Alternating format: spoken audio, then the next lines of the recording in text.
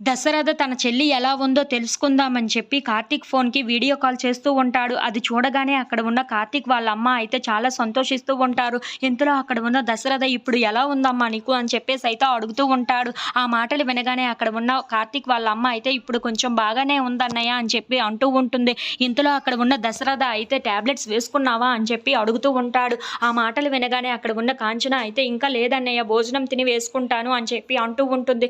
ఇంతలో అక్కడ ఉన్న దశరథ మాత్రం "ఇంకా భోజనం తినలేదా? వెళ్లి భోజనం తిను, తర్వాత నేను ఫోన్ చేస్తాను" అని చెప్పేసి అయితే ఫోన్ కట్ చేసేస్తూ ఉంటాడు. అది చూసి అక్కడ ఉన్న కార్తీక్ వాళ్ళ అమ్మ అయితే చాలా సంతోషిస్తూ ఉంటుంది. "మా అన్నయ్య నాకు ఫోన్ చేశాడు. నాకు అదే చాలు. ఇంకా మా నాన్న కూడా నా దగ్గరికి వస్తే చాలా బాగుండు" అని చెప్పేసి అయితే అంటూ ఉంటుంది. ఆ మాటలు వినగానే అక్కడ ఉన్న దీప అయితే "అది కూడా త్వరలోనే జరుగుతుంది. కూతురువి కదా! ఆ మాత్రం నీ దగ్గరికి రారా ఏంటా?" అని చెప్పేసి అయితే అంటూ ఉంటుంది. ఆ మాటలు వినగానే అక్కడ ఉన్న కాంచన అయితే "నువ్వు ఈ మాట అన్నావు చూడు, ఆ మాటతో నా కడుపు నిండిపోయింది" అని చెప్పేసి అయితే అంటూ ఉంటుంది.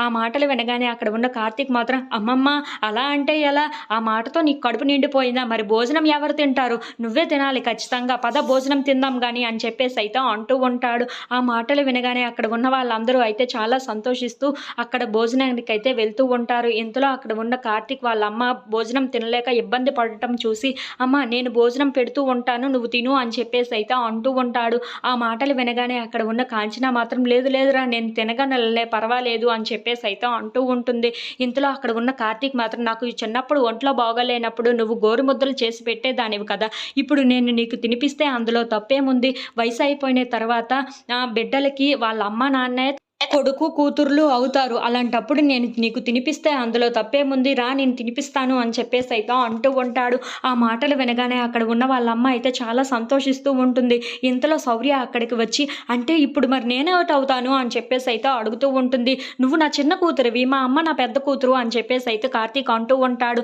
ఆ మాటలు వినగానే అక్కడ ఉన్న కాంచన అయితే చాలా సంతోషిస్తూ ఉంటుంది. ఇంతలో అక్కడ ఉన్న శౌర్య మాత్రం "అయితే ఇప్పుడు నానమ్మ నాకు అక్క అవుతుందన్నమాట" అని చెప్పేసి అయితే అంటూ ఉంటుంది. ఆ మాటలకి అక్కడ ఉన్న వాళ్ళందరూ అయితే చాలా నవ్వుతూ ఉంటారు. "రా, నీకు కూడా తినిపిస్తాను" అని చెప్పేసి అయితే కార్తీక్ ఇంట్లో ఉన్న వాళ్ళందరికీ గోరుముద్దలు చేసి తినిపిస్తూ ఉంటాడు. అది చూడగానే అక్కడ ఉన్న వాళ్ళందరూ అయితే చాలా సంతోషిస్తూ ఉంటారు. ఇంతలో అక్కడ ఉన్న అనసూయ మాత్రం ఈ కుటుంబానికి ఎటువంటి దిష్టి తగలకూడదు అని చెప్పేసి అయితే వాళ్ళందరికీ దిష్టి తీస్తూ ఉంటుంది.